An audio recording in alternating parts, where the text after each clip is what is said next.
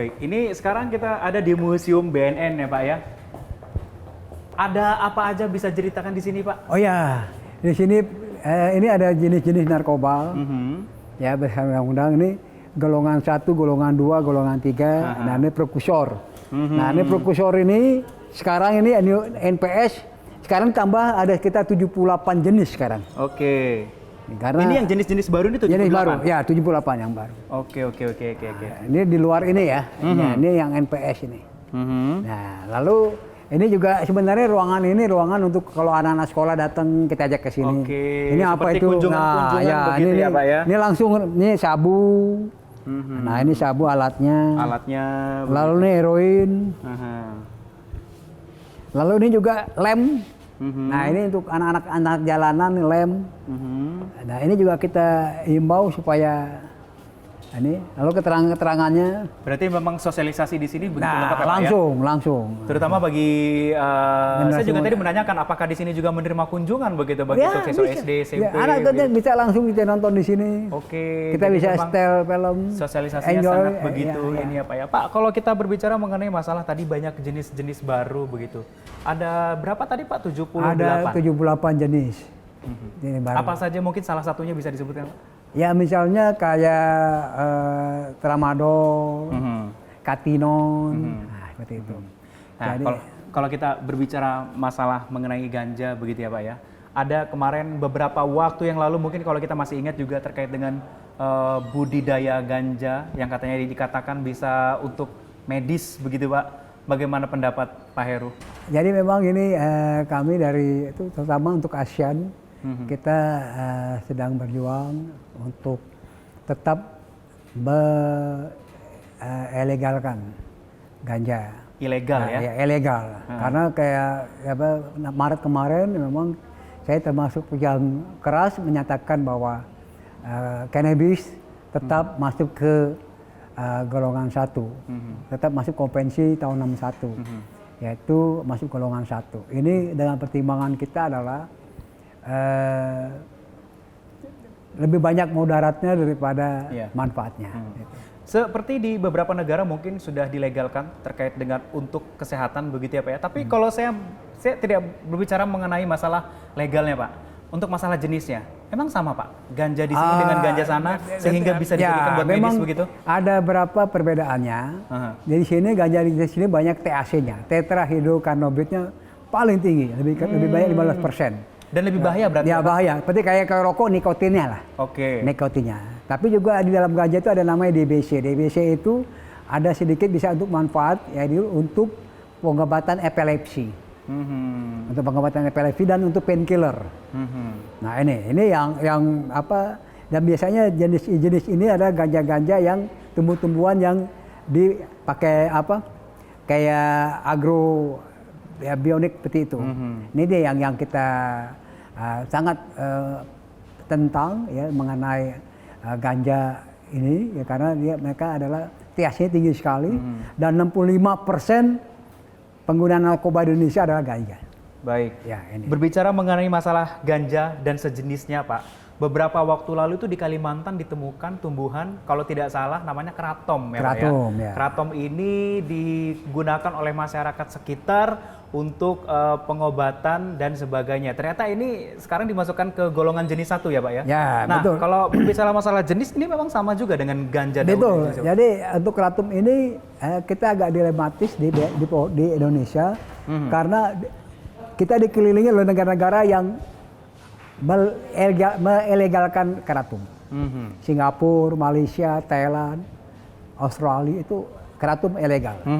Nah ini sehingga kita sedang berproses untuk menjadi ilegal, yaitu kita melakukan sosialisasi dan alternative development, dan kita mengajak di sini ada di Indonesia ada namanya Komite Penggolongan Narkotika dari BNN, dari dari Menteri Kesehatan, dari Badan POM.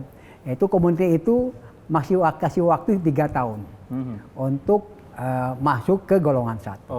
Nah selama 3 tahun ini kami melakukan upaya-upaya sosialisasi dan alternative development.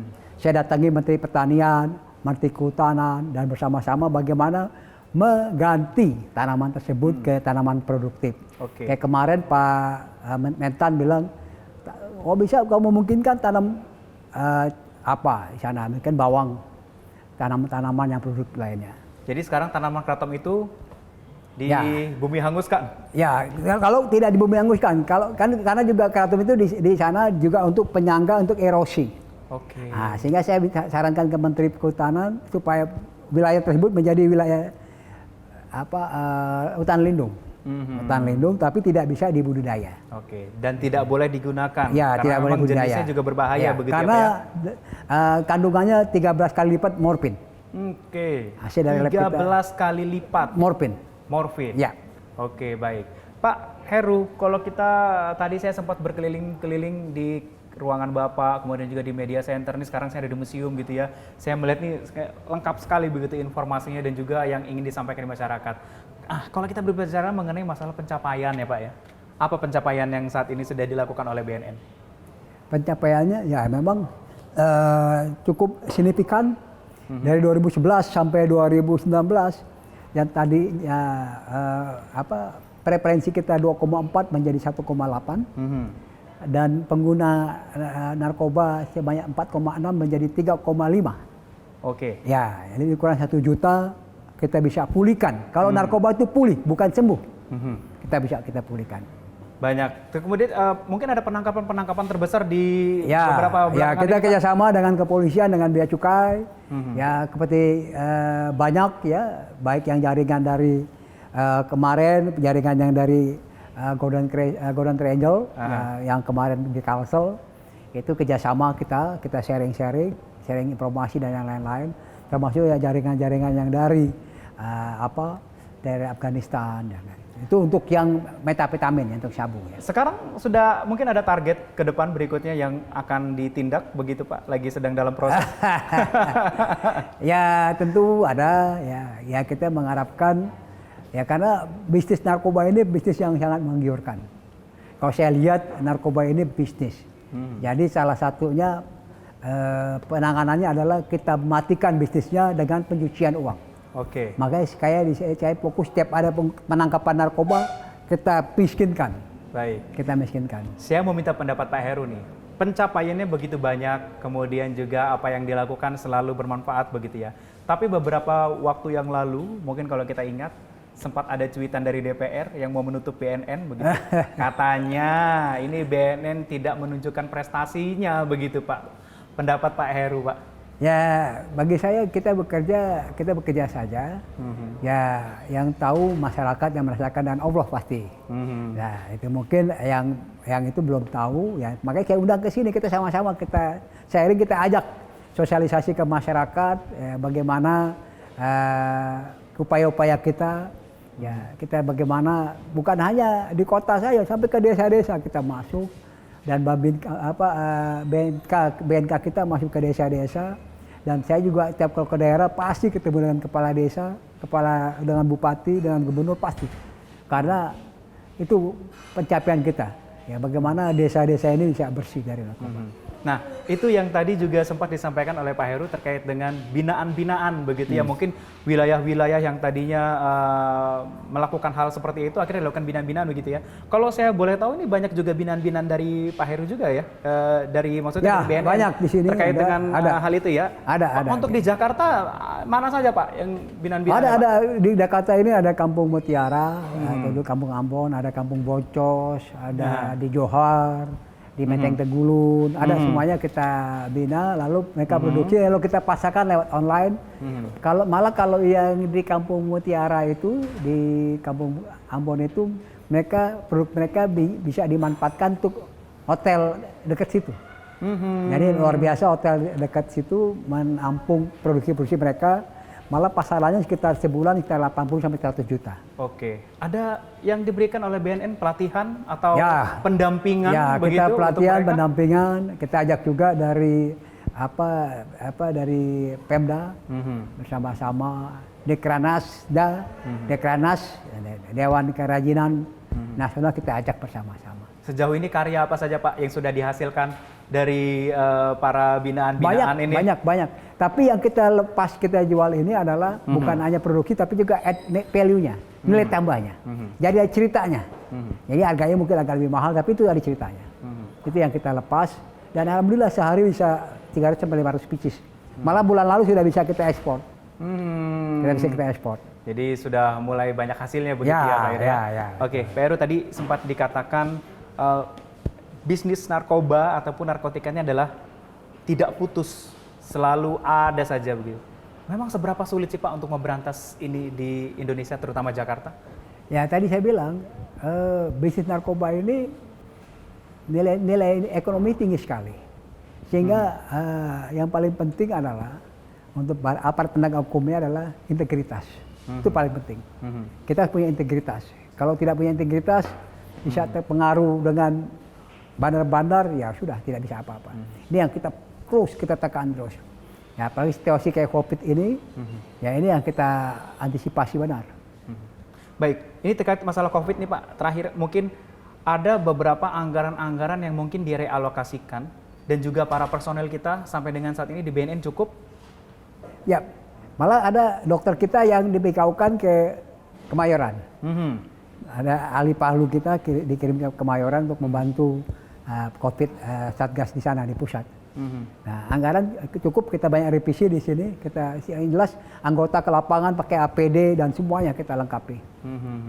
Tapi sejauh ini personil di BNN cukup ya Pak ya? Cukup. Dan untuk melakukan masalah penindakan di masa COVID tidak ada masalah. Nggak ada masalah.